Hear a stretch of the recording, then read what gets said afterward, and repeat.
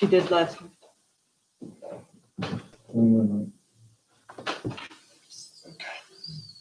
So that's, YouTube is running.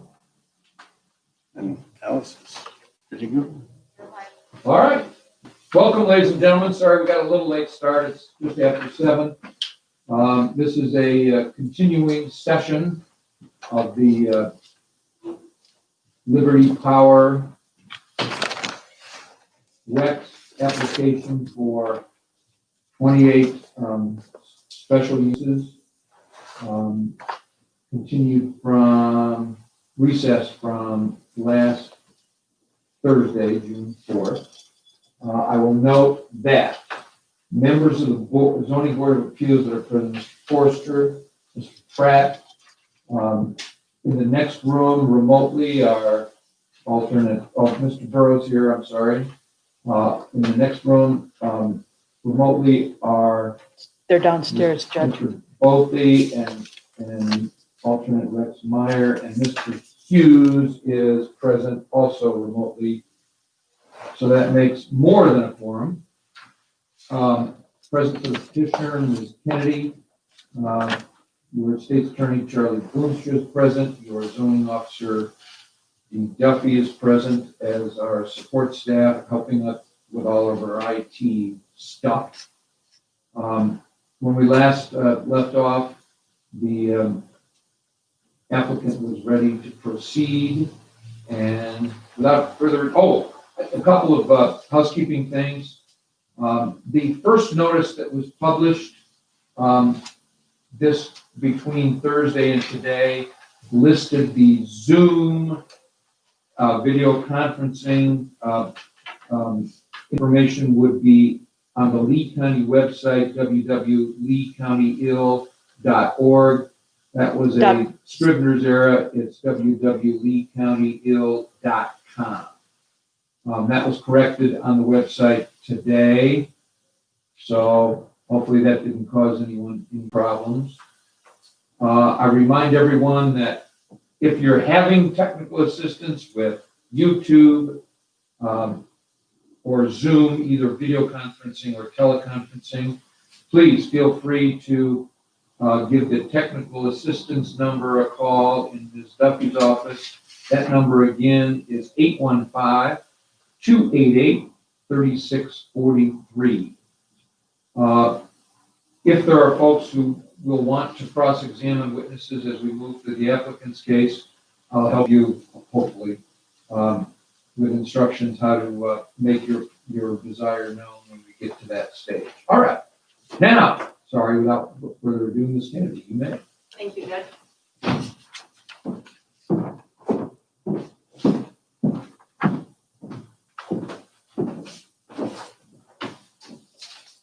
Thank you, everyone, especially members of the zoning board, for your participation in this hearing. As some of you know, my name is Courtney Kennedy, and I'm here on behalf of the petitioner, Shady Oaks Wind 2 LLC. With me tonight from Shady Oaks Wind 2 LLC is Chris Hinkle. He's just outside the door here. He is the company's independent consultant.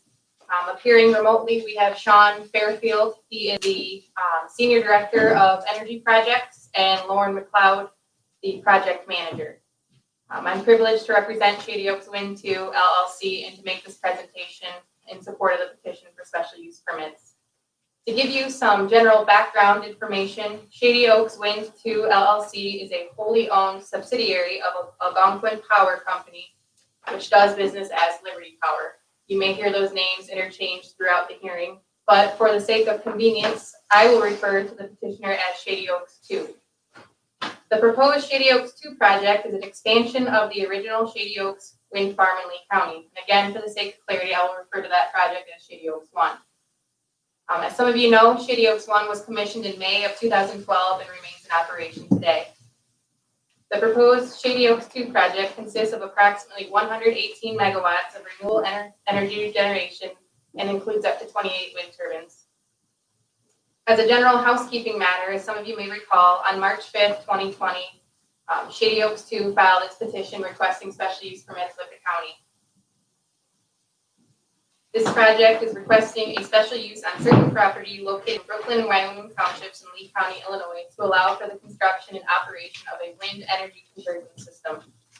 The first public hearing regarding this petition was initially scheduled for April 2nd, 2020. However, due to the seriousness of the COVID-19 pandemic and consistent with the executive orders issued by Governor Pritzker, that April 2nd hearing was canceled. Subsequently, the first public hearing on the petition was rescheduled for June 4th, 2020 at 7 p.m. Getting to the petition at hand, there are really only 2 points I'd like to make in this opening statement. First is that the Shady Oaks 2 project will bring significant economic development to Lee County, and it's the best kind of economic development because it's a significant investment in the community that doesn't strain the existing infrastructure or require any new infrastructure. So what exactly is this investment? Local construction jobs, money to our school districts and local fire protection districts, income to participating landowners. When completed, the project during its first year of operation will generate approximately $1,366,649 in local real estate taxes for the county. Second, while no economic development or growth is impact-free, you will hear and see evidence that Shady Oaks 2 has taken several steps and is proactively proposing conditions to minimize the impacts of the proposed project on the residents of Lee County. We are confident that you will find that Shady Oaks 2 has complied with all existing ordinances, proposed conditions, and has taken all reasonable steps to minimize the project's impact. Therefore, at the conclusion of this hearing, we'll respectfully request that you recommend this project to the Lee County Board. Thank you. Thank you, Ms. Kennedy. And you may produce evidence. I'd like to call Dee Duffy as our first witness. Ms. Duffy, you want to step somewhere where I can see you? You solemnly swear or affirm that the testimony you're about to give will be the truth, whole truth, and nothing but the truth. Feel free to take your mask off to testify because we all get muffled with it. You state the name for the record, please. Dee Duffy. What is your occupation, Ms. Duffy? I'm the zoning administrator of Lee County. And so what job functions does that title hold? What are you responsible for? Oh, wow. A plethora of things. Anything from building permits to rezoning, petitions, variances, many, many things. So you've heard my opening statement that the hearing originally scheduled for April 2nd was rescheduled due to the coronavirus, is that correct? Correct. And did your office post or publish any notice concerning the April 2nd hearing and subsequent rescheduling? Yes, we did. And what actions did you take? Can I read? Absolutely. Sure. So on March 4th, Liberty Power, Courtney Kennedy submitted an application to petition Lee County for a wind development project named Shady Oaks Wind 2. On March 6th, petition 20P1552 was submitted to Lee County Clerk to be put on record. On March 16th, 2020, the Zoning Board of Appeals agenda was posted on the third floor bulletin board at the Old Lee County Courthouse for the April 2nd, 2020 meeting. On March 16th, 2020, notification of petition 20P1552 for the April 2nd, 2020 meeting was mailed via U.S. Postal Service to the Lee County Board members from District 2, that's 6 members of the Lee County Board, the Lee County Highway Engineer Dave Anderson, the Lee County Soil and Water Conservation District Brenda Merriman, the Lee County Health Department Kaylee Hallberg, Brooklyn Township Supervisor Michelle Morris, Wyoming Township Supervisor Jeff Colich, Village of Paw Paw Mayor Mike Foreman, Brooklyn Township Highway Commissioner Gerald Swope, Wyoming Township Highway Commissioner Kenneth Mercer. On March 16, 2020, signs of the ZBA agenda for April 2nd, 2020 meeting were posted at the corners of Chicago Road and German Road, Moffett Road and Angling Road, South Paw Paw Road and Earlville Road and Cyclone Road, Angling Road and Cottage Hill Road, Hedge Road and Shady Oaks Road. On March 17th, the Zoning Board of Appeals agenda for April 2nd, 2020 meeting was posted on the Lee County website. On March 24th, 2020, the Zoning Board of Appeals agenda was posted on the third floor bulletin board at the Old Lee County Courthouse, rescheduled due to the COVID-19 closing of the Old Lee County Courthouse until June 4th, 2020. On March 24th, 2020, the Zoning Board of Appeals agenda for the June 4th, 2020 meeting was posted at the Lee County website. On March 24th, 2020, signs of the ZBA agenda for the June 4th, 2020 meeting were posted again at the corners of the above mentioned roads. On April 2nd, 2020, the Zoning Board of Appeals agenda was posted on the front and back doors of the Old Lee County Courthouse, rescheduled due to the COVID-19 closing of the Old Lee County Courthouse until June 4th, 2020, which posted the notice of the petition 20P 1552. On May 7th, 2020, the Zoning Board of Appeals agenda was posted on the front and back doors of the Old Lee County Courthouse due to the closing of the courthouse until June 4th, 2020. On May 7th, the Zoning Board of Appeals agenda for the June 4th, 2020 meeting was posted on the Lee County website. On May 19th, 2020, the Zoning Board of Appeals agenda for the June 4th, 2020 meeting was posted on the Lee County website for information on Zoom meetings. On May 20th, 2020, the Village of Pawpaw's clerk, Mary Dodaro, was contacted to post the ZBA public notice on the community center's door. And she was also contacted to post the ZBA public notice on the Village of Pawpaw's website. On May 22nd, 2020, the Chicago Road Shopper newspaper published a public notice of the Zoning Board of Appeals meeting, Zoom meeting, and the YouTube information. On May 29th, 2020, signs again were changed to inform the public of the June 4th, 2020 meeting, and that was posted at the corners of the above that I mentioned roads.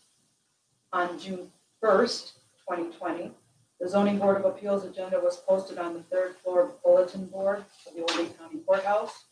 On June 1st, it was also posted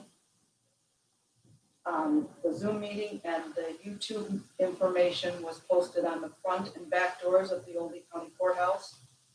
On June 5th, 2020, the ZBA agenda was with scheduled hearings were posted on the bulletin board and in the outside doorways of the Old Lee County Courthouse.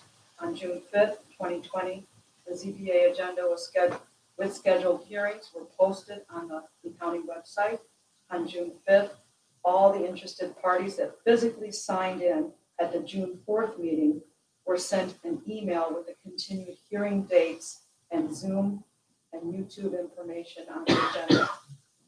On June 7th, 2020, the new hearing dates were posted on the notice signs around the proposed wind farm sites. And on June 7th, 2020, the new hearing dates were taped to the Pawpaw Community Center doors. And an email was sent to the Pawpaw Mayor and Village Clerk to post on the Pawpaw website and Facebook pages. I have nothing further. Questions of the witness, Mr. Forster, No question. Mr. Burrow, No Mr. question. Pratt, No. Mr. Hughes,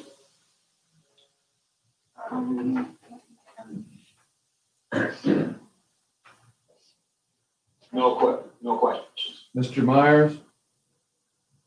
Mr. Meyer, questions? Oh, I He see. he doesn't have a microphone, so I can't Um, unmute him. No question. Okay, no questions. And Mr. Both, any questions? It's with him. Mr. Meyer, can you indicate whether Mr. Both has any questions, yes or no? Okay. All right, Mr. Boonstra? No questions. Okay, very good. That was an excellent and thorough presentation. How many days did you work this week? 8? You're not under oath for that. Thank you. All right. He told me on Sunday afternoon. And I know, I appreciate posting things. Ms. Kennedy, you may proceed. Thank you, Judge. The first thing I'd like to submit into evidence is the certificates of publication reflecting that notice was published by my office in the Ogle County Light on May 11th, the Dixon Telegraph on May 12th, the Mendota Reporter on May 13th, and then I also have this binder of the proof of service This includes the certified mailings that went out to landowners within the proposed project and those within the half-mile radius of the proposed project. All right, if you give those to Ms. Duffy, and she can make it part of her file, and we'll leave it at that.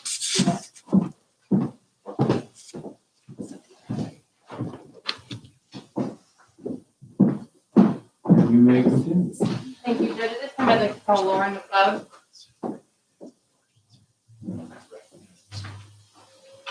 Well, that's fair enough. Now, was there anybody on Zoom? Can they hear me? Anybody on Zoom who had questions of Ms. Duffy? Can you, okay, this is the time to remind you how to raise your hand if you have a question. If you're on Zoom, at the bottom of the screen, on the word participants, if you click on that, you'll see some links. One of them is raise hand. So if you have a question, Ms. Duffy, that if you'd raise your hand. If you are teleconferencing on Zoom, then remaining on the line, don't hang up, you hit asterisk or *9. That should show on our screen that you have a question. So I'll wait just a few seconds to have anybody. Okay, seeing none, very good. Sorry, Ms. Kennedy, I interrupted, but I forgot that part. Oh, no worries at all. I'd like to call Lauren McLeod as our first witness, Judge. Yeah. And she's on Zoom. And so she is somewhere there. Ms. McLeod, you want to raise your right hand for me, please? She can't, all of a sudden she's frozen. Can you hear me? I can hear you, but you're frozen. Whoops. There you go. Do you solemnly swear or affirm that the testimony you're about to give will be the truth, the whole truth, and nothing but the truth? I do. A bit of a time lag. You may inquire. Ms. McLeod, can you hear me okay? Yeah, I can hear you. Could you please state and spell your name for the record? Sure. It's Lauren McLeod, LaurenMcleod. And how are you employed? I am employed by Liberty Power as a project manager. And what does that encompass? So it's my responsibility to coordinate all development efforts for the wind project with the project team. And what, can you provide a brief summary of your educational background for us? Sure. I have a bachelor's degree from the University of Waterloo, and I also have a project management certificate from the University of Toronto. And it's my understanding that you're presently located in Canada right now and unable to be physically present to testify tonight. Is that correct? Correct. Are there any certificates or certifications that you've obtained? No. And you're here on behalf of Shady Oaks too, is that correct? Correct. Have you discussed the Shady Oaks 2 project with any organizations, schools, and members of the community that will possibly be impacted by the project? Yes. And did any of them offer letters of support for the proposed project? Yes. And do you recall who exactly? The local fire department, the local school district, and we have some union letters as well. Which I'm handing out, that I'd like to be marked as an exhibit.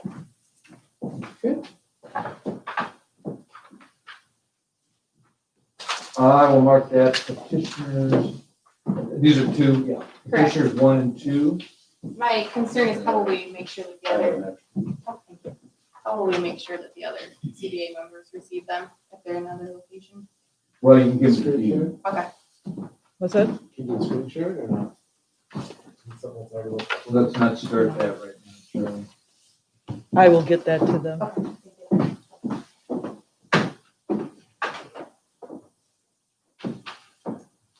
And the proposed project, Ms. McLeod, is situated within the 1.5 mile radius surrounding the village of Paw Paw, is that correct? Correct. And did you petition, or let me back up, did the company petition the village board asking it to authorize the company to situate the project within that boundary? Yes. And what result, if any? We did receive a executed resolution with the village of Papa. And did that resolution unanimously authorize and approve the Shady Oaks 2 project within that boundary? Yes, it did unanimously authorize it. Judge, I'm handing out 2 more additional documents that I'd like to be submitted into evidence. Will be that way.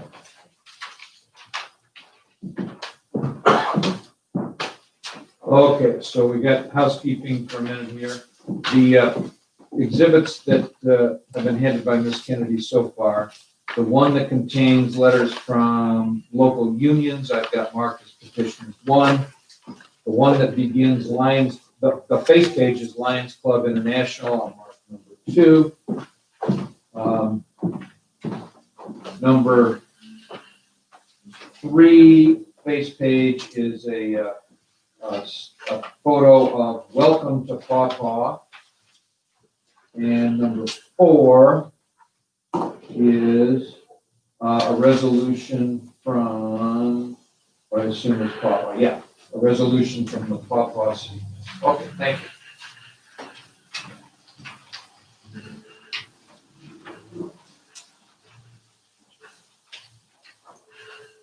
And Ms. McLeod, it's my understanding that you have a presentation that you'd like to go through tonight, is that correct?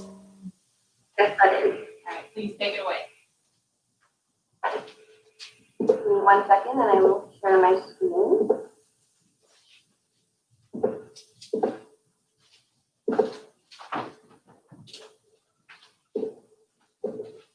Are you able to see the presentation?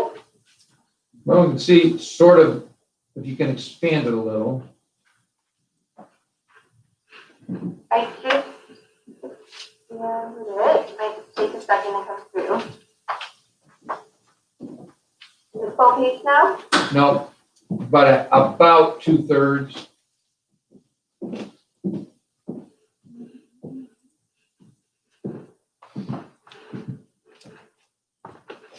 Let me know when you can see the full first page and then I will get started. Not yet.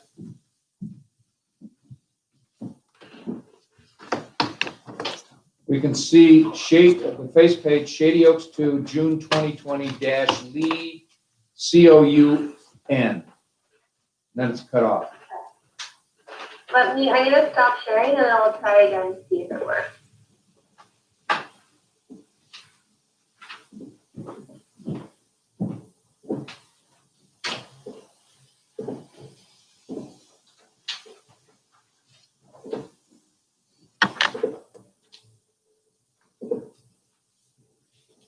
How about now?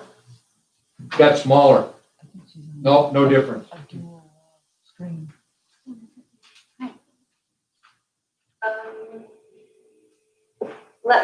I have a different option. Let me just try one of those.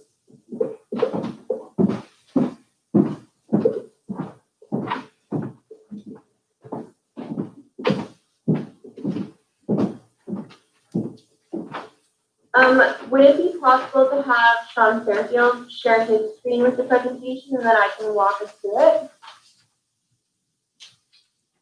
Say again. Would it be possible to have Sean Fairfield, the other Liberty Power representative that's going to be speaking tonight, you could share his screen with the presentation and then I can walk us through Well, it? sure, as long as he doesn't say anything because he's not under oath, but if he can share something that'll move it along, that'd be great. Okay.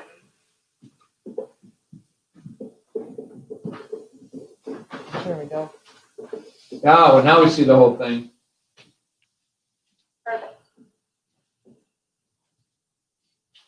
And Judge, for the record, quick, I just handed out a physical hard copy of the presentation. Okay, I'll mark that as petitioners 5, Mr. Williamson, K.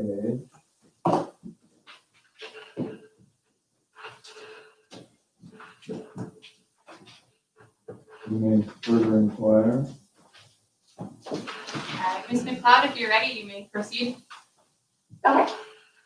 So I just wanted to take a second to thank everyone for taking the time to join the zoning hearing for Shady Oaks 2.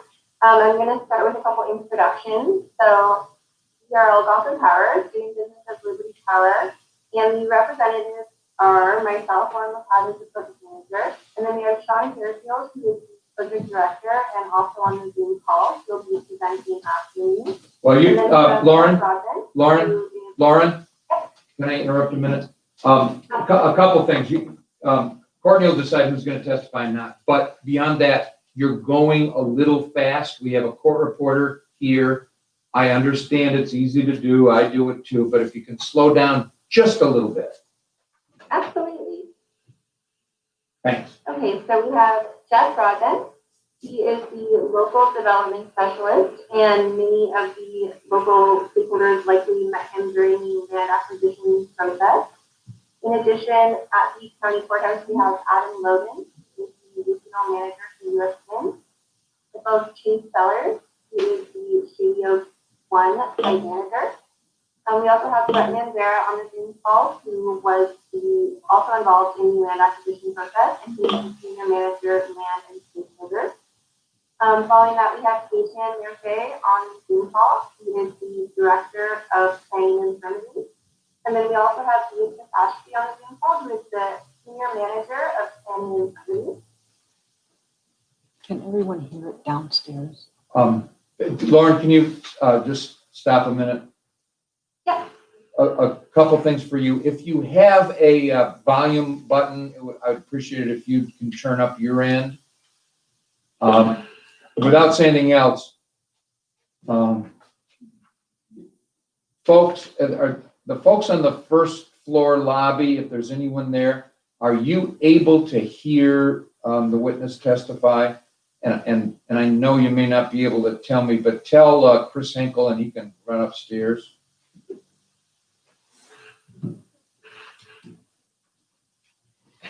But if you got a volume button, that'd be great. My volume is up to full capacity. All right. Okay, go ahead. Okay. Next slide, Sean.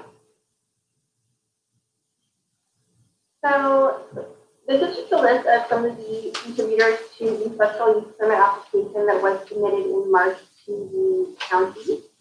So these are also people that are going to be presenting during the hearing process. So first up is myself and Sean Fairfield, who will be representing Algonquin Power, and we will be doing a presentation on the project and the applicant overview. Following that will be Maruth and Company, and Michael will be speaking to the land value. Following that will be Burns and McDonald, who will be speaking to noise and shadow flicker. And then after that, we will have Stoner Consulting, who will speak to environmental and wildlife overview for the project. Next slide, please. So as Courtney mentioned, the petitioner is Shady Oaks Wind 2 LLC. We are managed by Algonquin Power Co., doing business as Liberty Power, and we're owned by Algonquin Power Utilities Corp. Algonquin Power Corp. Is a non-regulated generation business that owns or has interest in a portfolio of North American-based contracted wind, solar, hydroelectric, and natural gas power generating facilities, representing approximately 1.7 gigawatts of installed capacity for a total of 35 contracted renewable and clean energy facilities. Slide, please. So as you can see on this slide, it identifies the different assets that we own throughout North America. These assets are owned by both Liberty Utilities and Liberty Power. Lauren, because the volume's not great, if you could slow down a little more, I'd appreciate it. Absolutely. So more local to Illinois, we have 2 wind projects that are currently in operation. We have Shady Oaks, which is 109 megawatts, consisting of 71 turbines, located in Brooklyn Township, and it hit operation back in 2012. We also have Manamp Wind Project. It is roughly 200 megawatts, consisting of 100 turbines, located in Livingston and Woodford counties, and it hit commercial operation in 2012 as well. And currently in construction, we have the Sugar Creek Wind Project located in Logan County. It consists of 57 turbines, 200 megawatts, and is expected to hit COD this year in October. Next slide, please. So Shady Oak 2 is an expansion project of the Shady Oak 1 project currently in operation. The phase 2 project will have a capacity of up to 118 megawatts, and it consists of 25 to 28 wind turbine generators. The project will be located entirely in Wyoming and Brooklyn Township within Duluth County.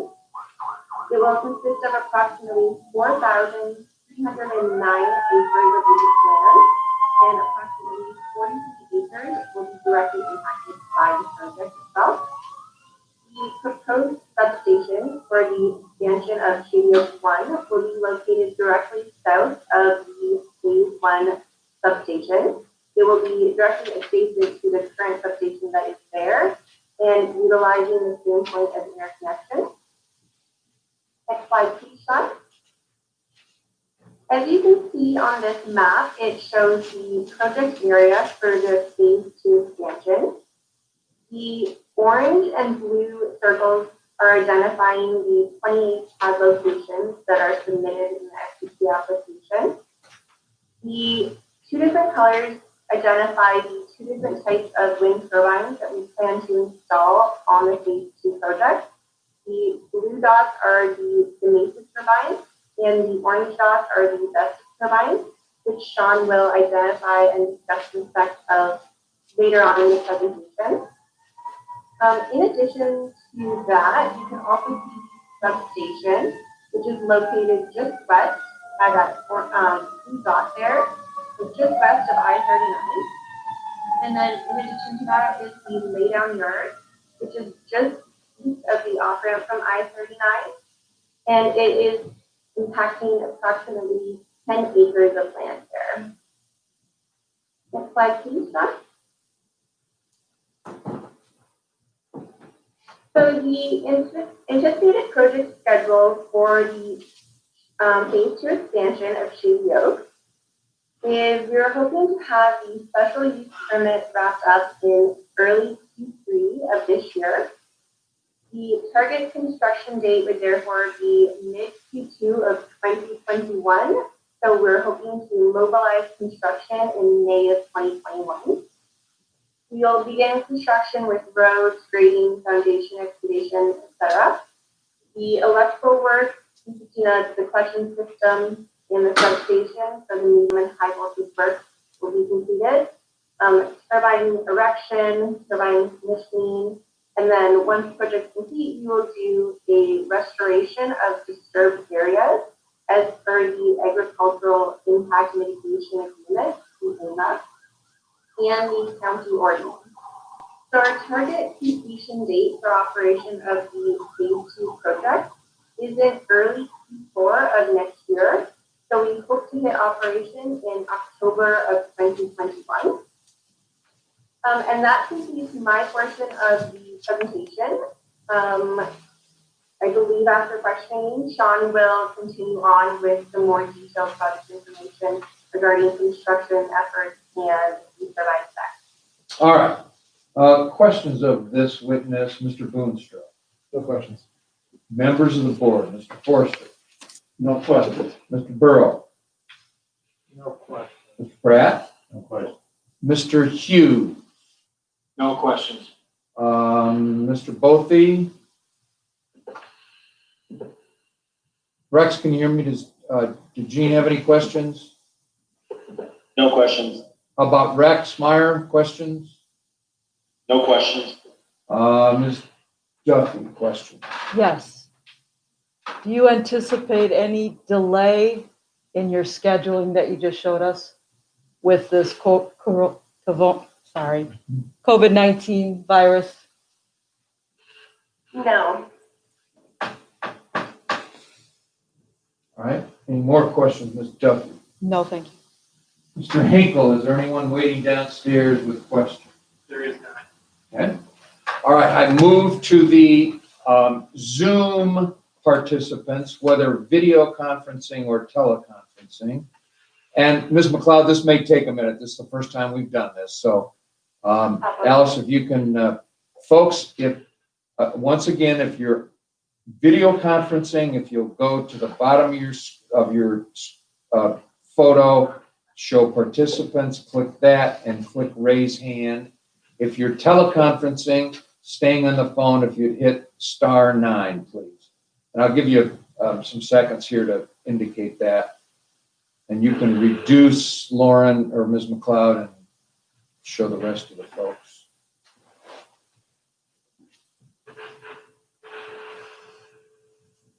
Now, where do I? It should show right.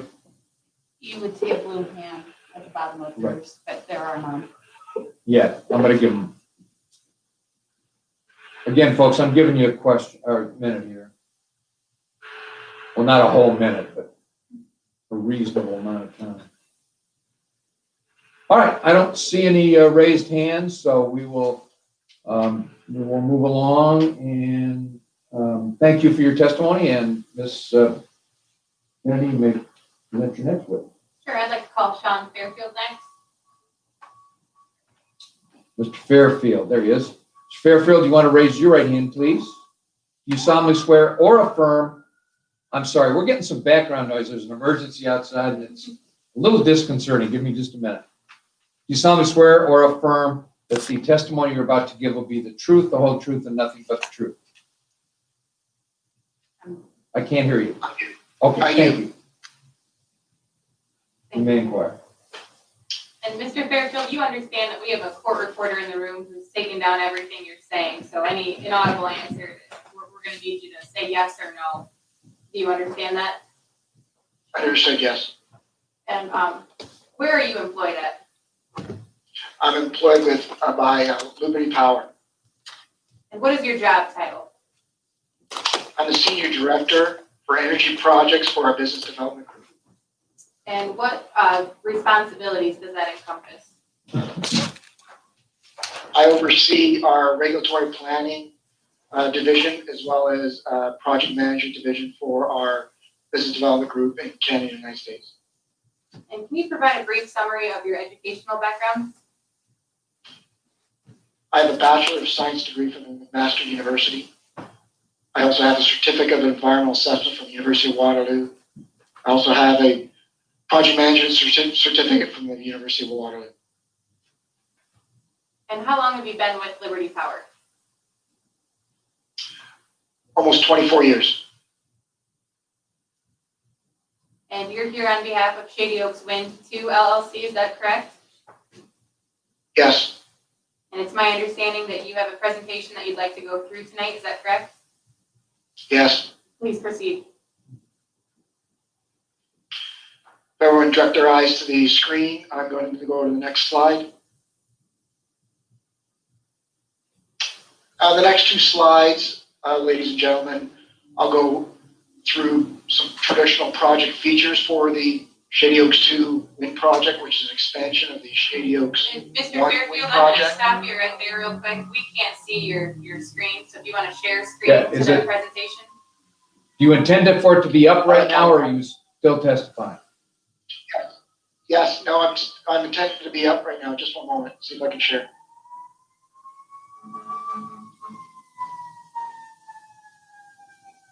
Can you see it now? Yep, sure can. Okay. I apologize. So the next two slides, I will briefly go through the project features for the Shady Oaks 2 wind project, which is an expansion of the existing Shady Oaks project. As Lauren McLeod indicated, the special use permit, we're looking to permit approximately 25 to 28 wind turbine pad locations. She illustrated or provided a map showing the locations of those turbine pads, and it was color-coded based on the turbine model. We're looking at two different turbine models. One is called a Vestas turbine. It's called a V150, and we're looking to permit up to 16 of those turbines. The second turbine model is labeled as Siemens Gamesa G114. We're looking to permit approximately up to 11 turbines. The tip heights for those turbines are as follows. The Vestas V150 turbines will be at tip height, which if you can imagine the turbine blades straight up in the air, will be approximately 590 feet. For the Siemens Gamesa units, the G114s, if you envision the turbine blade vertical, the tip height would be 449 feet. The next few items pertain to specific civil engineering items of interest. The county is well versed with regards to wind turbine construction based on the number of projects that are in the county. But what's quite important for a developer is the construction of access roads on private land. We'll be using traditional gravel material that will be compacted. It'll be engineered and compacted. And these widths of these gravel roads on private land will be approximately 60 feet wide during construction. And after construction, when we're restoring everything, those roads will be what's called cut back to 16 feet for operational purposes. Another item of interest for civil engineering will be the construction of wind turbine generator crane pads. As you can envision, these turbines will require large cranes to erect the turbine components, the towers and the hub and the blades. These crane pads will be also constructed of compacted gravel, and we anticipate that the size of the crane pads will be approximately 250 feet by 350 feet. Just envision a rectangle right beside the pad location. With those cranes, they'll have to walk, as they say, towards the other turbine pad locations if they cannot be broken down or dismantled and transported along public roads. They'll walk from turbine pad to turbine pad on private land. And what will be utilized in certain circumstances, if the area is wet, will be used timber mats to allow the crane to traverse these from pad location to pad location on private land. Usually those will be used on low-lying areas, but that's what we're contemplating when we transport the crane pads. The next bullet point there, bullet point 5, you'll see public road improvements. We're always asked about this critical component of construction because we will have to construct improvements to turning radiuses. As you can imagine, the large turbine components will be coming on large transport trucks, and they'll be taking corners, and we'll have to increase those turning radiuses to accommodate.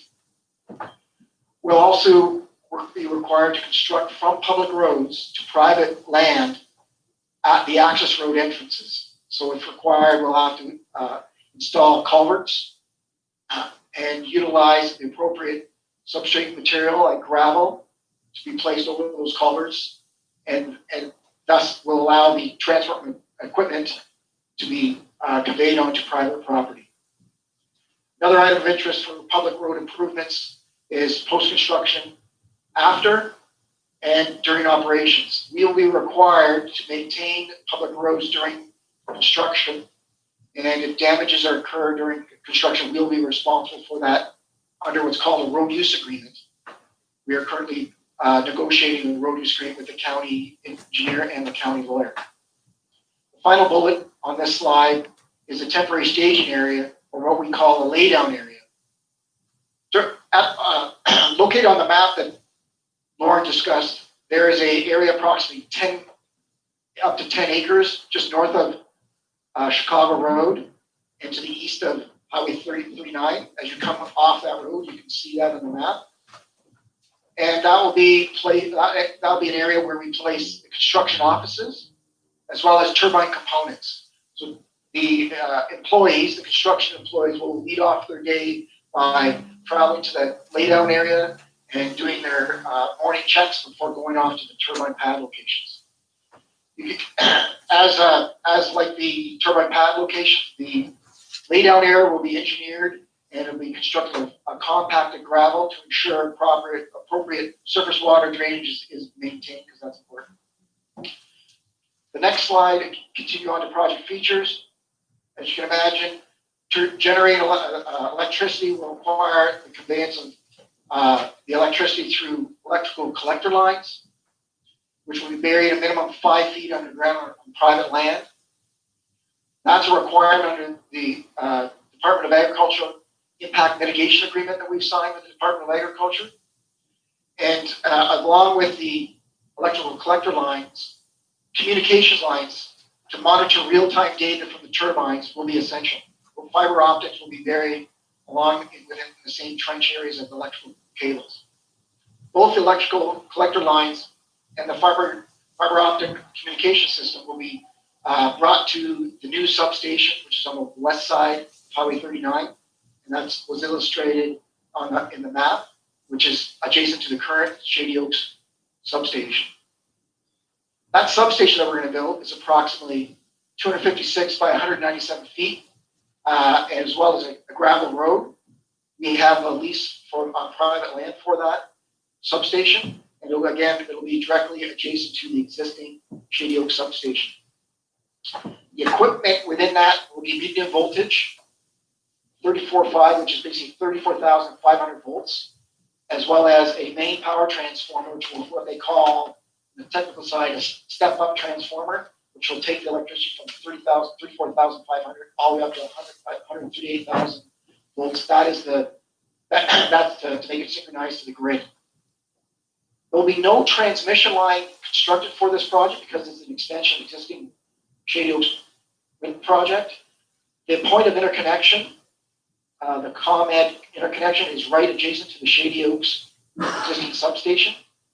And so with the new substation that's going to be abutting, it'll be a short distance where we'll have approximately 150 feet of connector into the point of interconnection, what we call the switch yard. I mentioned earlier the point of interconnection. That again, the generation of electricity will be stepped up to the ComEd 138 kV grid. The final bullet on this page deals with the operations and maintenance building. We've had comments, questions from individuals asking, will we be building another operations and maintenance building? Currently, our site manager, Chase Sellers, operates the current facility in the village of Paw Paw. There's an operations and maintenance building. We envision an expansion of that existing O&M building, and that will house, again, further parts for the expansion project, and it will also house additional individuals who work from that office to maintain the existing expansion project. Next slide. I mentioned earlier about the road use agreement. Road use agreement, we've currently started negotiations with the county and the county lawyer. It's a prescriptive legal document which we have to enter into with the county and will allow us to utilize the roads for construction. It's a very prescriptive document that the county will mandate we sign, and it allows us to utilize the roads. We have to maintain the roads. And if there's any damages as a result of our project, we have to repair it immediately. A key item of interest in that document is the traffic control requirements. We understand how important it is to maintain public thoroughfares to allow for emergency vehicles, school transports, agricultural commodity transports, other essential services. So we will have to work with our contractor, what they call the engineering procurement contractor, the EPC contractor, to develop a traffic plan that must adhere to road use agreement requirements. Next slide. This slide, just a table of the technical specifications for those two turbine models I mentioned. So we have the larger turbine model V150 with stands at a tip height of 590 feet. Again, that's with the turbine blade totally vertical. It's a 5.6 megawatt unit with a rotor diameter of 492 feet. If you can see in that little illustration there, the rotor diameter obviously is the diameter of the swept area. The second turbine model there, the technical specifications, the Siemens Gamesa G114, the smaller unit, it's 2.625 megawatts. And I mentioned earlier the blade tip height, which is the vertical blade at the very tip, it's approximately 449 feet. Next page slide. People are always interested, the general public, or anytime I'm speaking to schools, they always are interested in knowing how wind projects are designed.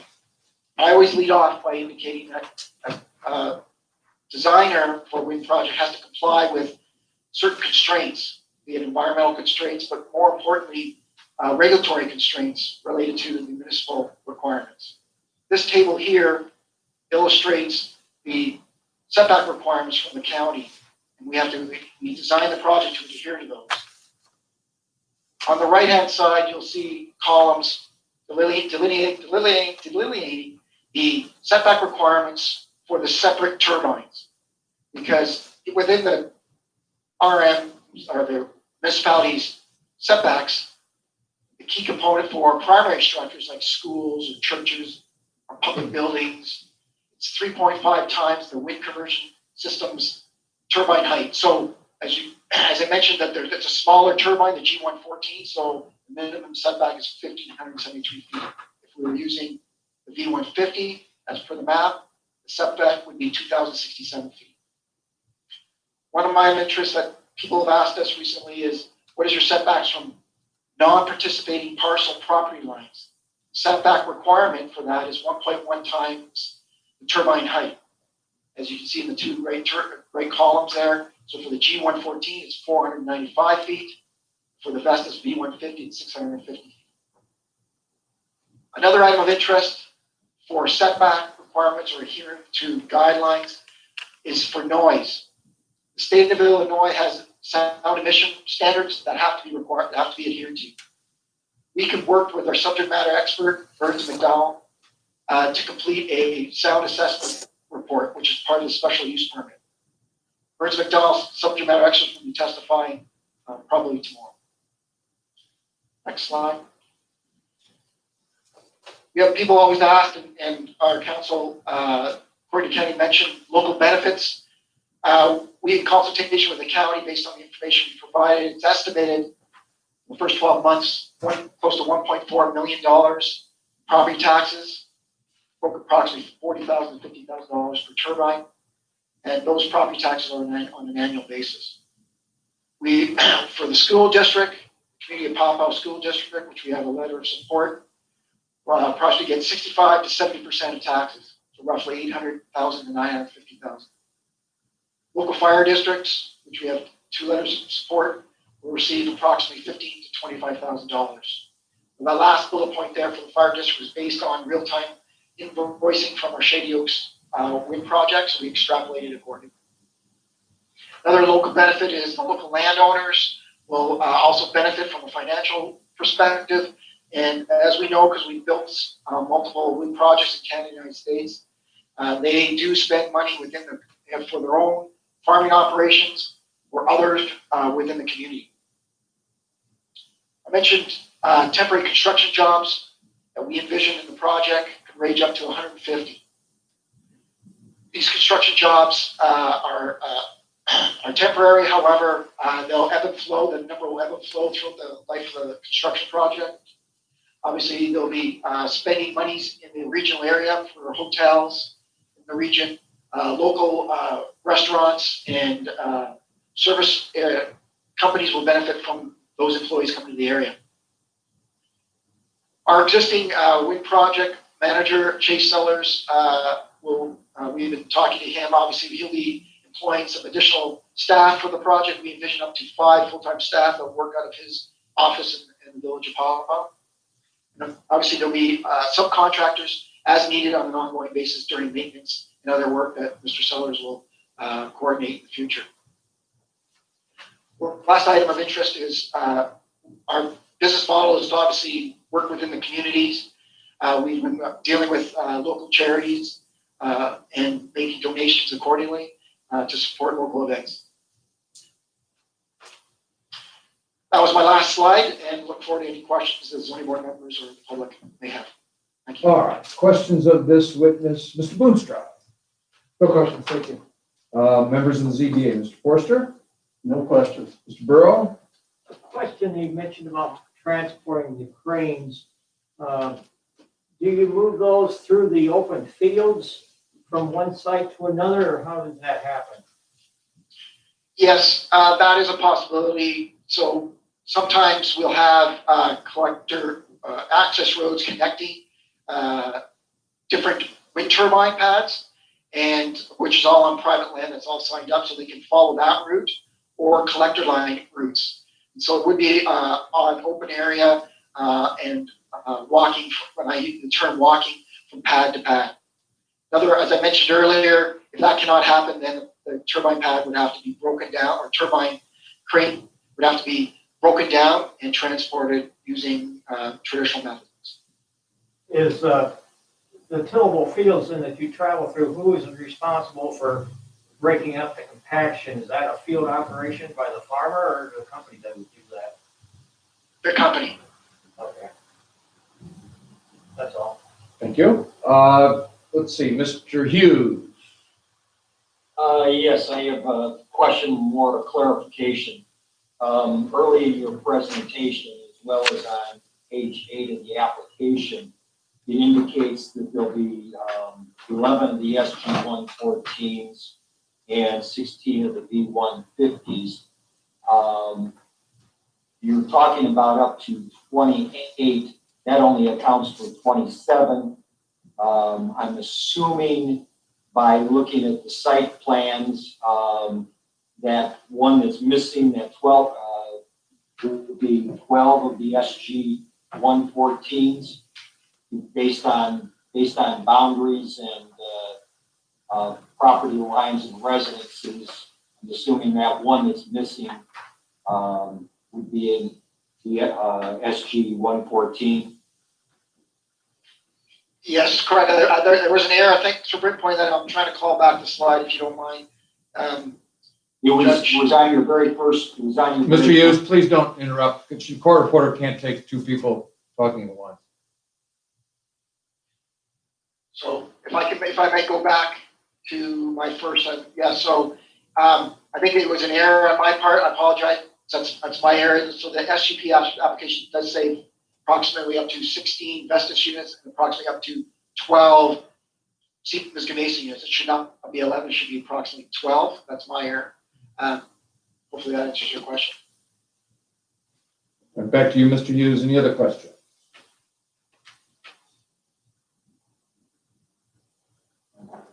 You've got to take down your slide there, Mr. Fairfield.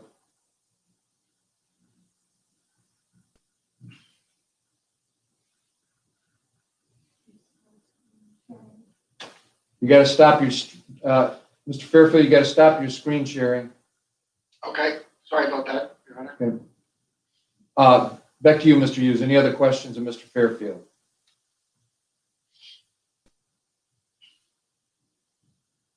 Can't hear you. Shake your head, yes or no. Yes, okay. As soon as we get you off mute. Okay. There we go. And the reason I had asked that question, and just to follow up, is that the application itself also only indicates. Well, that's not a question. Any questions of Mr. Fairfield?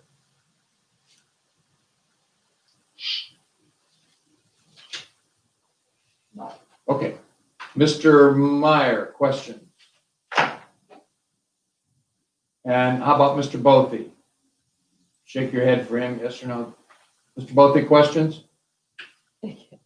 Yes, no? Okay, thank you. Ms. Duffy? Craig Burrow has another question. I've got a follow-up to that whenever you're ready. Okay. Ms. Duffy? I do have a Okay, sure. question. Going back to the road agreement, you mentioned you're working with the county engineer and the county lawyer. Can you specify who the county lawyer is? Yes, well, forgive me, I don't recall all her name. She works for a private firm. And I don't believe she's even in this county, so I think she's from LaSalle County. I just wanted to clarify that. Sure. I believe her first name's Cheryl. Okay. Mr. Burrow? She represents the county. Question about the turbines. What's the reason for the two different models of terrain, or what's the reason for using two different company models? The main reason is because we're taking advantage of what's called a federal government incentive called the production tax credit. So we purchased those smaller turbines, G114, several years ago, and we want to utilize them in this project. So it's just part of a federal incentive program called the PTC, Production Tax Credit. Okay, thank you. All right, members of the public, first folks that are downstairs, Mr. Hinkle. All right, folks on Zoom, questions of Mr. Fairfield. Again, I can see you raise your hand, Ms. McGinnis, so you don't have to use the fancy technical thing. I can see you. So, Ms. McGinnis, questions?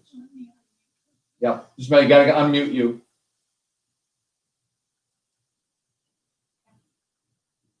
Go ahead. I think you're. I should be okay, right? Yep, you're okay. Okay, Mr. Fairfield, I was interested in what local charity things you are going to sponsor or help donate to. Are they all located in the city, in the village of Paw Paw? We have support letters from the Lions Club. I don't have the letters in front of me, but the Lions Club, and they would be within around that area. Okay, thank you. Any other questions, Ms. McGinnis? No. Okay, any other questions? Either if I can see you when you raise your hand, I'll call on you. Otherwise, if you're Zoom video conferencing, again, hit on the bottom part of the screen, participants, and then raise hand. If you're teleconferencing, stay on the phone, but hit *9.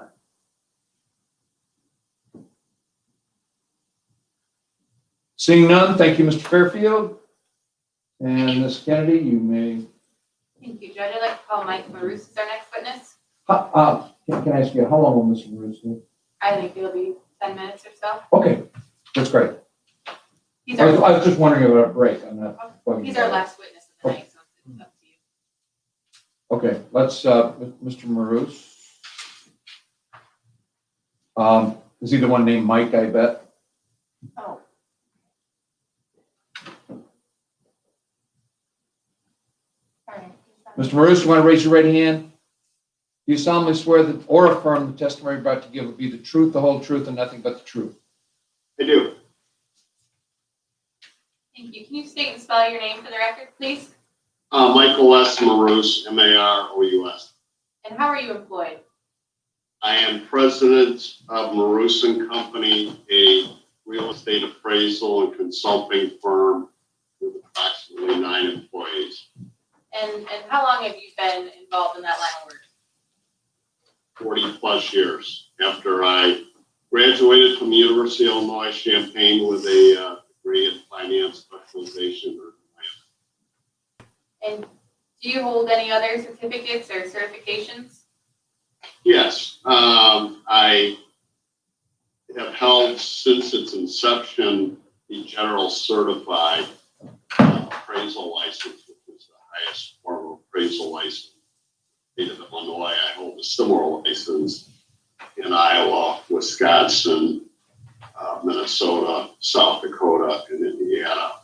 I also was awarded the MAI appraisal designation in 1980, which is the highest real estate appraisal designation in the world, and actually former past president of the Chicago chapter of that organization. I was invited to membership to the Councils of Real Estate, which is the foremost consulting organization in the world, and I actually just came off sitting on their national board for the last 9 years.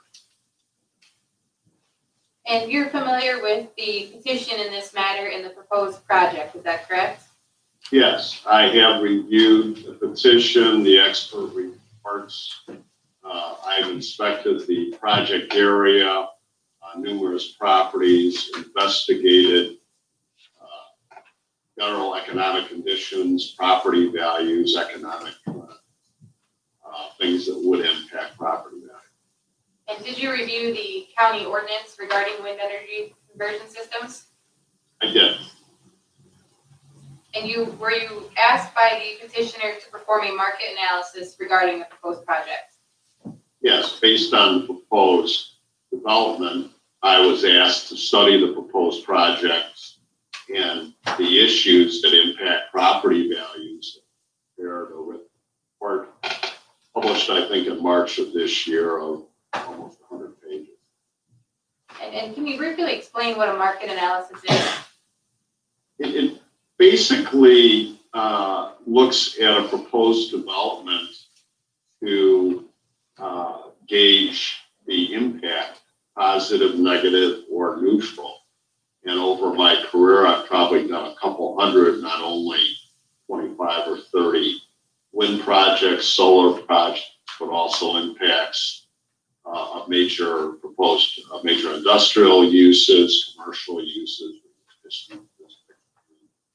uses, to name a few, and some probably more potentially detrimental, such as quarries and mining, waste transportation, waste transfer stations, and landfills. But basically, it's looking to see, assuming the existing conditions of a current area, and then based on the proposed use, taking into consideration, the cost of jobs, the economic benefits as far as impact of tax. Well, Mr. Marusse, hold it. For some reason, it could be technological. You cut in and out there. Sorry. No, it may not be your fault, but you're going to have to repeat the last couple of sentences, please. Sure. It looks at the proposed project to look at the positive impacts, if any, such as jobs, building permit activity, future real estate tax payments, economic trend of development. Then we also look at issues such as impact on taxing bodies, such as schools. If you have a major residential development, you're going to have more teachers and more school costs. We look at noise. We look at odors, such as hog. Also, You're cutting out again. You know what? The farther you get to your left, the more there we go. Try that. we look at issues such as traffic, vehicle traffic, not only cars, but also trucks, and their impact on the area. And we use a variety of analysis. Number one, looking at the economics. Number two, looking at matched pairs, which I'll go into later. Looking at peer-reviewed studies that have studied these potential uses. And in this situation, also contacted county assessors to see their impact, which I'll go into later. And based on the information provided to you by the company and your own investigation into this, do you have an opinion based on a reasonable degree of certainty in your field as to whether the development of this proposed project will be detrimental to or endanger the public health, safety, morals, comfort, or general welfare? For long question, council. My opinion, no, there will be no detrimental impacts. It's cut now. Well, cutting out again. You said with regard to Other factors or items.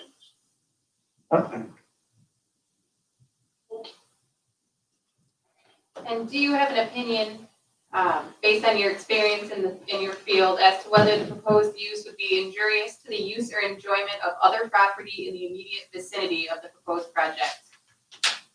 In my opinion, it would not have a negative impact to the use and enjoyment of other properties in the immediate area. And do you believe the proposed use would impede other development in the area? In my opinion, no. If anything, it would be a positive impact for other development in the area. And it's my understanding that you have a presentation tonight to summarize your findings, is that correct? Okay. All right, please proceed. Well, I'm going to try my share screen, which sure if this is going to work, and if not, then I would ask Sean to go to the presentation that he was just doing and go to page 17. I think that might be more efficient. Sean, can you do that?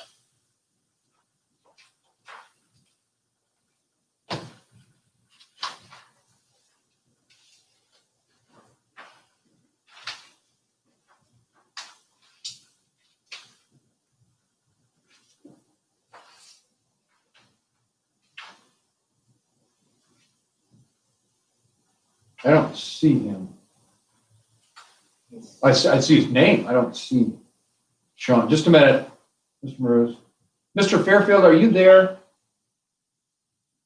There, okay. I guess he is. Thank you, sir. So we'll go to, in that document, which is just title page 17, and we'll go to page 18, which just provides a quick introduction of work that I've done over my career. Raised over 12,000 properties of over $20 billion in value, with the significant, probably 95% work done in the state of Illinois, with a significant portion in central Illinois. Next slide. So this next slide just provides a summary of energy-related projects by state. And in Illinois, I've looked at least 10 wind projects. And in other areas, and probably many of you have been down I-65 going down to Indianapolis, there's a significant 20-mile Betcha turbine, most of it in White County. Well, I've studied wind turbine there, multiple projects in Iowa, one in Minnesota, multiple Dakota, Kansas, New York. And generally, almost all in rural type locations, many having similar demographics to Lee County. Very few have the quality of farmland that Lee County has, but this was all taken into consideration. Next slide. So I'm just going to kind of go through and you some of it, but as an appraiser, I'm not looking at this as people's likes and dislikes. I'm looking at the economic impact. What does this do to the economy in general? And there are significant financial benefits to the local economy. You've already heard about that with the local taxing bodies, with very little cost to these counties. It's a somewhat passive use. It will create well-paid jobs in the area, which will benefit overall market demand. Will it be a change to the economy with 5 full-time jobs? The construction jobs are significant, but again, it's another benefit to the economy. In the report, there's analysis of recent residential sales and those sales proximate to wind farm, and looked in this situation and generally considered those up to 5 inches of tip height, from 1,000 feet to 2,500 to 3,000 feet. And there was no support. The proximity to a turbine done properly with a properly done project, would have a negative impact on property values. Additionally, looked at evidence of agricultural land and impacts to the agricultural community based on the development of wind farms. And there's been sales transactions, there's been studies made, and it's an economic benefit. Money's coming into the community. It enhances the ability for the ag community to upgrade some of their infrastructure. Obviously, provides a stable income in a tough industry where it's really not impacted by crop prices and other economic factors. So, I mean, simply ag land is benefited by the turbines, and I think heard with the access road and the site place, maybe each turbine takes out a half to 3/4 of an acre of a 200 to 300 acre farm. And then I also summarized in my report peer-reviewed studies, which peer-reviewed means that other professionals, professors, basically had a shot to review and critique these studies, and they're also summarized in the report. And the conclusions were that there's no evidence of negative impact, again, of a well-planned wind farm development. Next slide, please. So assessor survey is interesting, and we are involved in a lot of tax appeal work, both on the public and private side. And if people think that they have a reason or justification to get a reduction in their values, they will go in with their evidence and the case for an appeal. And what we've done in about 8 states now, and I've been the interviewer, is called the local assessors in a county where they have over 25 turbines to see, number one, do they value the properties different in the project area than they do similar properties outside of it? The answer is no. Number two, have they had appeals with an allegation of property value negativity? Just a few in the state. But number three, have appeals been granted? No. It's really compelling, and looking at the argument, and the assessor said there's nothing, and they look at it every year, and there's nothing that indicates they should be valuing these properties differently. And actually, the economic positive impact to the counties are significant and actually help to sustain and enhance value. And this has been done again in 7 or 8 other states, including the surrounding of Indiana, Iowa, Minnesota, and Kansas. Next slide. A scope of work. So I think you heard already what we did is we reviewed the Lee County Wind Energy Ordinance, other public documents, the demographics in the area, the trend of development. We reviewed general market conditions, both sales of vacant and sales of what I call farm nets. They're 1 to 10 acre parcels with houses on them, and looked at the demographics, interviewed local real estate professionals that had experience or there had wind development, and then properties used for development of the matched pairs, which I'm going to go into a little more detail in a minute. And then again, I went down and toured the area at the end of February of this year. Next slide. Hopefully I'm not going too fast. Okay, matched pair is basically looking for a sale of a residential property that's proximate, generally under 2,500 feet from a turbine or multiple turbines, and then comparing it with similar properties that are outside the area, generally several miles away, trying to get properties appealing to the same price range, same size, same land size, similar characteristics to see if there could be an isolation to indicate any impact based on the development of a wind farm. In this situation, I had 3 sales or 3 matched pairs in Lee County. In the report, I also included some examples in McLean, Macon, Logan, Livingston, and later on just supplementally other surrounding state. But the main focus was on Lee. So next slide. And there's more detail in the report. So this is the first one. The first pictures, 1A and 1B. We'll go to the next slide where they're blown up in a situation. The purple is proximate to a wind turbine. The yellow is not. Addresses are provided. You see in the first one, it's 735 feet to the nearest turbine, which is close. And then the dates of sale, one in the end of 17, the other in mid-18.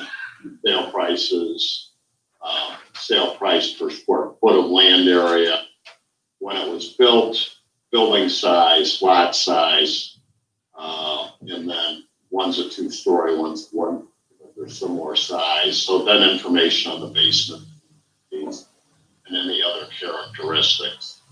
Next slide. And this is just showing the location of the 2 in Lee.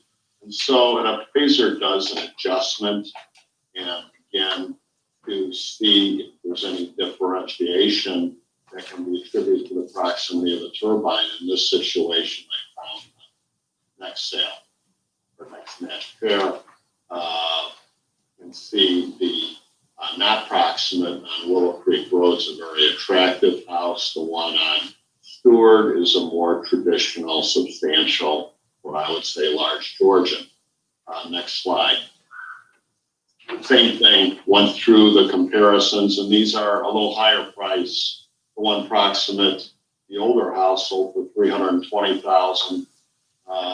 The more modern house, not proximate, $319,000. In the $150 a foot range. The older one compared to a 2002, which is still not a new house, but obviously significantly newer. Probably the biggest difference is the proximate to the turbine was a 9-acre site. The one that wasn't 2 acres, 7 additional acres, somewhere in the 10 to 14,000 per acre range was an adjustment that had to be considered. So again, making adjustments to these 2 properties, no indication of negative impact. Next match pair, I only have one more, I know this. Then this is just app, and then the next slide, which will be our last. And we see 3A is what I've used before, 3B, 3C are the not proximate, and then we go to the next page, which again shows the comparison of 3 properties, 1 proximate, 2 not, going through the adjustments, and again, no indication that the proximity to a turbine had a negative effect. So we'll go to the next slide, which is just a map, and see that briefly. And then we'll go to the next slide. And then these next slides are just some of the recent sales in the community that took place. So I went and looked at these properties.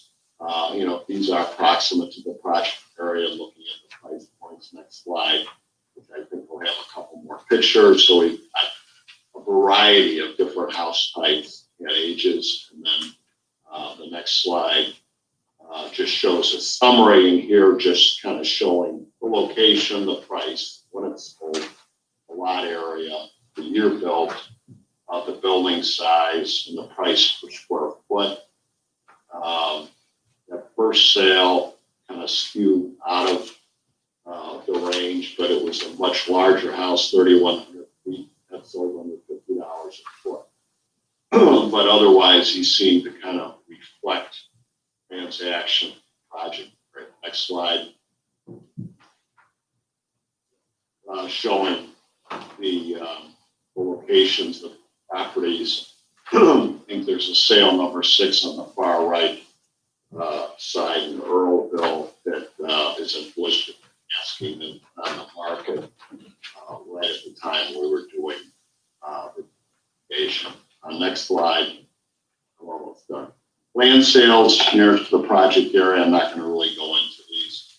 These are 7 sales of basically ag parcels, generally clustering, in the $9,000 to $12,000.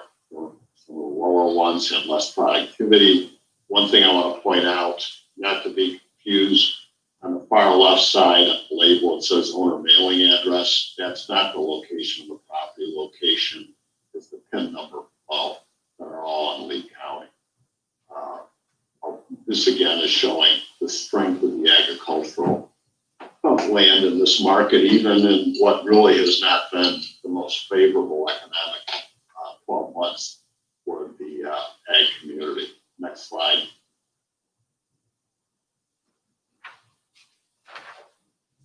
This is just, again, the clustering of these sales in purple with the location of these transactions. Next slide.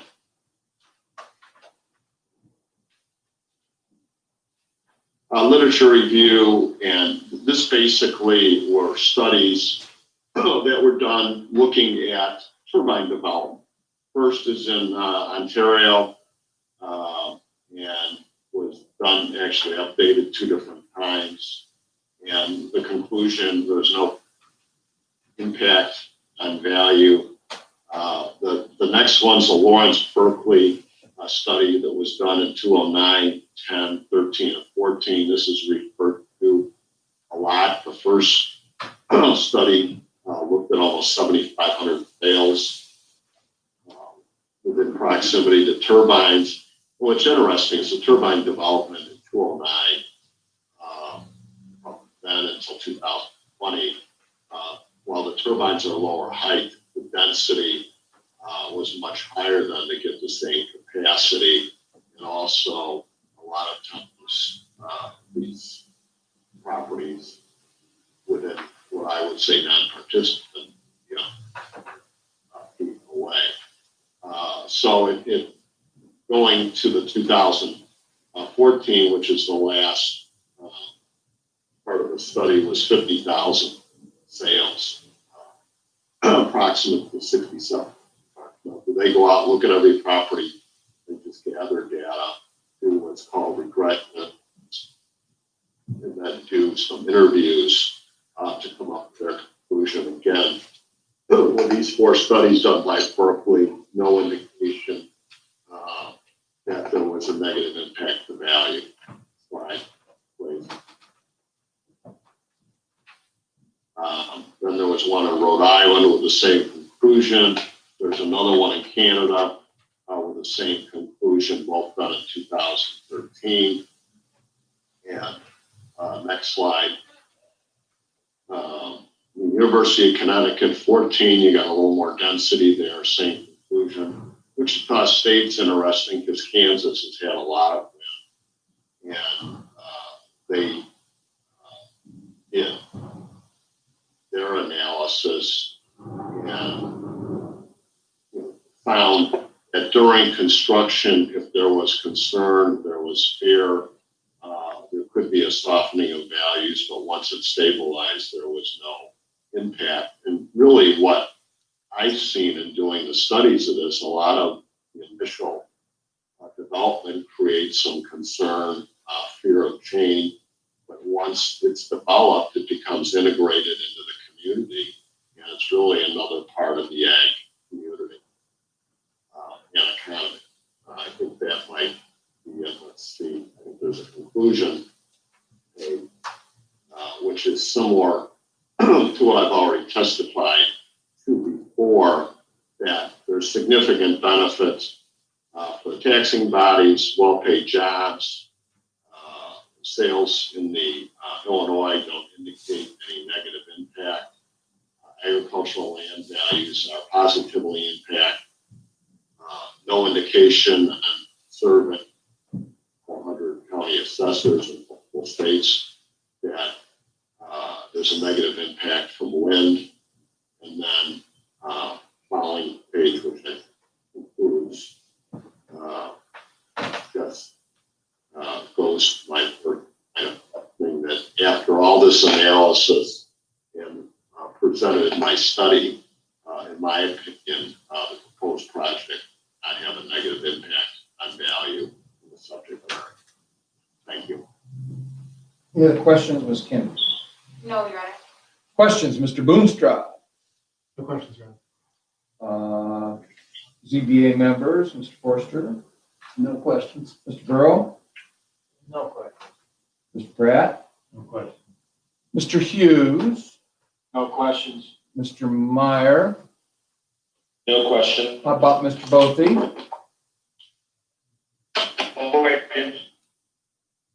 I think he said no questions. All right, Ms. Duffy. Nothing at this time. Very good. Members of the public first, people downstairs. There are none. Okay. All right, people on Zoom, whether video conferencing or teleconferencing, either, I can see your hand, Ms. McGinnis, so I'll call on you first. We got to unmute you though. Okay. Mr. Maru, going back to the 3 sales that you did an analysis on in Lee County, the one at 956 Bingham, how many turbines were around that within a mile? You said it Well, was just, 7. Ms. McGinnis, you can only answer one at a time.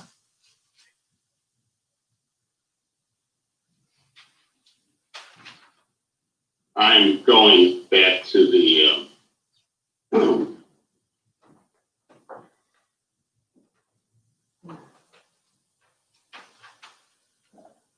how many of the, I don't recall the specific number, but the closest was 735 feet. Now, at that location, how many turbines were within 1 mile of that location at 956 Bingham? Was it just a turbine? 1? That's 2 questions.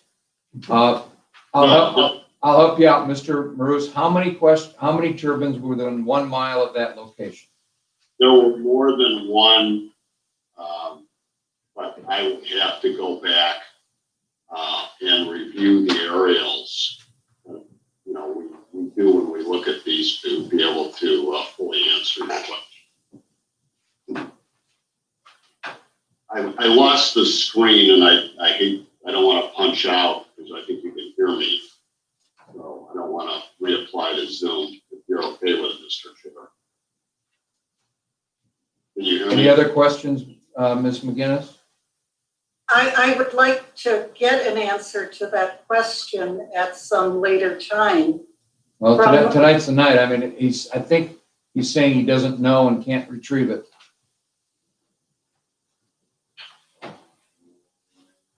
When you did your analysis of this area, did you focus on the impact on the village of Paw Paw?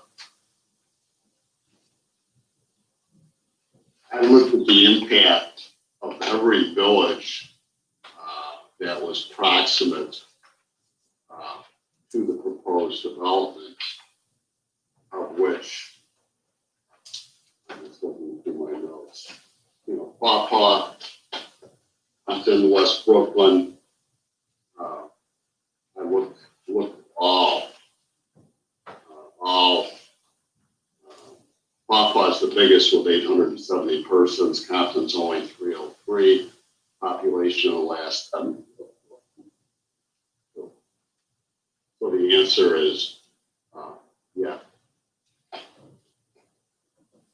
Could you give me the address of transaction number 2 on the map, since I don't have the study? there was a transaction number 2 in Compton when you were, I think there was a map that had 6 sales, and it was transaction number 2 in Compton. I'm pulling it up.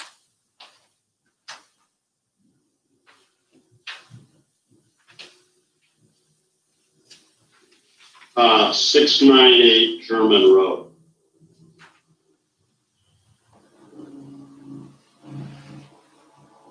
Okay, thank you very much. You're welcome. Does that mean any other question? That means no more questions, Ms. McGinnis? That is correct. Okay, thank you. Other hands raised or physically on the Zoom or on the phone? I don't see any other hands raised. All right, thank you, Mr. Bruce. Thank you, Your Honor. All right, Ms. Kennedy? Judge, that concludes our witnesses for tonight. Okay. Well, in that case, I will recess this session until tomorrow night, Tuesday, June 9th, beginning hopefully at 7 o'clock here at the old Lee County Courthouse in Dixon. We will see you all then. Thank you.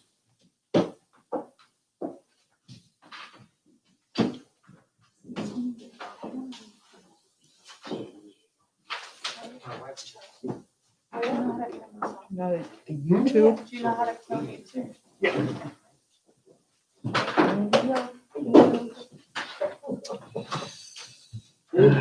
Oh, what is this up here?